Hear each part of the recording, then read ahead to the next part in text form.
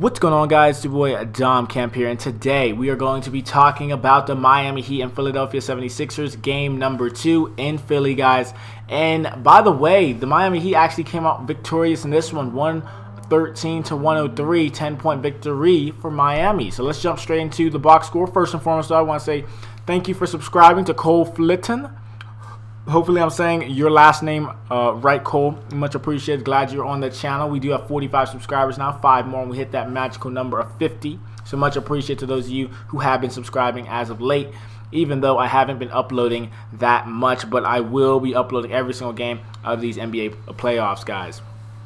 So we start off with the box score for the Miami Heat. We got Johnson with 37 minutes played, 7 for 7 from the field, 2 for 2 from three-point range, 2 for 3 from the free throw line, 7 rebounds, 5 assists, 3 steals, 1 block, and 18 points in total. So not a bad game there from Johnson. A great game. Very good game, actually. He has 18 points. Perfect from the field. That's awesome. Jason Richardson, we go down 33 minutes played, 5 for 12 from the field, 1 for 5 from three-point land, 3 for 3 from the free throw line, and 5 rebounds, 3 assists, and 3 blocks. So Jason Richardson, the small forward for the Heat, an absolutely great game in that sense, 14 points in total. Hassan Whiteside still hasn't shown up yet. He is overrated in my opinion, but 15 minutes, 1 for 2 from the field. He was 2 from 2 from the free throw line, 5 rebounds, and 3 turnovers, as well as a block, and 4 points in total. That's not what you want to see with your center. I also said that last game as well, when the 76ers ended up winning game 1. That's not what you want to see from your center. 4 points in a game. Yes, he only played 15 minutes, but what are the Heat doing or not doing to get him the ball? You know what I'm saying? So Dragic, 25 minutes played, 8 for 14 from the field, 1 for 3 from three-point land, 4 rebounds, 3 assists, and 20 points. So a good game there from Goran Dragic. And then Tyler Johnson, shooting guard, 14 minutes played, 1 for 4 from the field, 2 for 2 from the free throw line, and the rest is history with 5 points. So not the best there from your shooting guard, Tyler Johnson. Moving down to the bench, who scored the most on the bench? It was Dwayne Wade, the X Factor, in this outcome for the game. Beautiful, with 28 points, 28 points in 26 minutes. 28 points in 26 minutes, 11 for 17 from the field, 6 for 8 from the free throw line, 7 rebounds, 3 turnovers, but that doesn't matter. He did have a plus 16 plus or minus in this game. 28 points for Dwayne Wade off the bench, an absolute menace from the bench. 40 for 82 from the field in total for the team, 48.1%, 9 for 24 from three-point land, 37.5%, 24 for 30 from the free throw line, that's 80%. And the rest is 113 points in total. So not bad from the Miami Heat, bouncing back after their first loss in Philadelphia in front of that crowd, which was definitely getting it going for the 76ers since they haven't been in the playoffs in a very long time.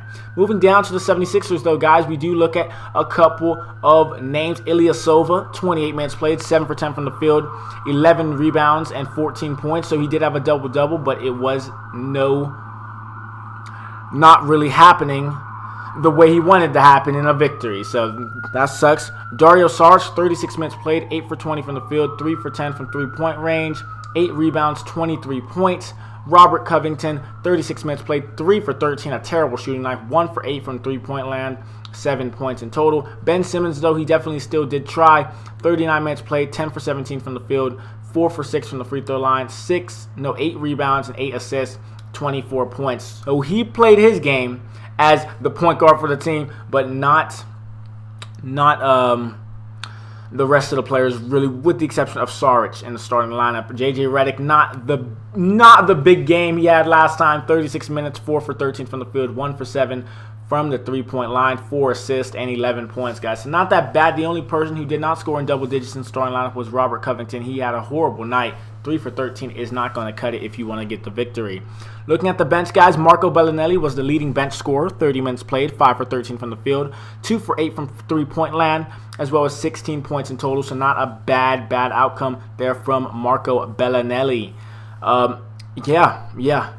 16 points in total off the bench. That's not bad at all. And then we're going to look at the team stats, and I'm going to wrap it up for you guys. 40 for 95 from the field, 41.5%. 7 for 35 from three-point range, 17.6%. That has to be an NBA record, a record low in three-point percentage, guys. Actually, it is 20%.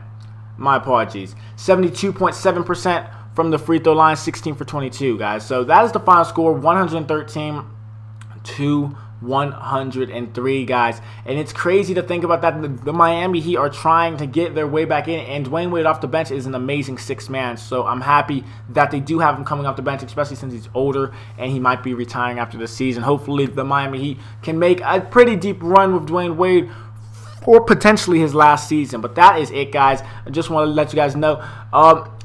More information from this game, guys. The 76ers and Heat will be playing again, but they will be playing on Thursday. So stay tuned for that, guys. It will be coming up on Thursday. But, of course, we do have a lot of other NBA games going on, such as San Antonio versus Golden State right now is going on TNT at this point in time. So I will be coming back later on for that. But that is it, guys. Thank you for listening to this podcast. Like and subscribe, just like Cole Flitton did. Thank you so much, Cole. You are the real MVP for the channel in this podcast, but we'll have to see who else subscribes by the time this one's dropped. Thank you so much for your support, and I'll talk to you guys very soon. Bye-bye.